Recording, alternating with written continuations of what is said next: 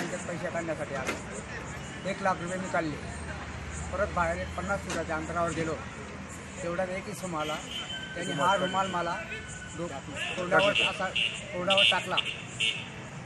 तोंडावर टाकल्यानंतर मी थोडंसं मला असं जागसारखं आलं. तर त्यांनी पैसे कसे काढले ते काय मला समजलं नाही आणि मी लगेच खाली बसून गेलो. बसल्यानंतर एक अर्धा तासांनी मला थोडंसं बरं वाटलं. मी उठलो की खिशात खातो ते पैसे होते. परत आमच्या गावात एक दिसून भेटला. त्याला सांगितलं भाऊ मला अशी अशी ॲक्सिडेंट झाली माझी.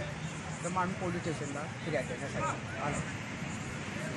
फिर्याद नोंद करून गेली तुम्हाला? हो, FIR नोंद झालेली. CCTV वगैरे चेक केलं? CCTV साहेबांनी चेक केलेलं आहे. आता त्याच्यावरून ते आता तपास करणार आहेत. बँकेचं काय म्हणणं होतं?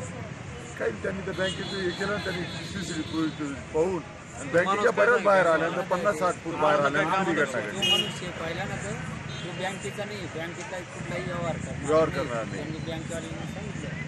जी व्यक्ती यांच्याकडे पाहत होती पैसे खिशात घालत होते असं लगेच त्यांनी हे बाहेर निघतात. फोनवरती बोलत तोही लगेच बाहेर आला. CCTV फुटेजमध्ये ते क्लिअर दिसतंय. साहेबांनी तपास जर चांगला केला तर ते लवकरच तपास लागेल बाबा.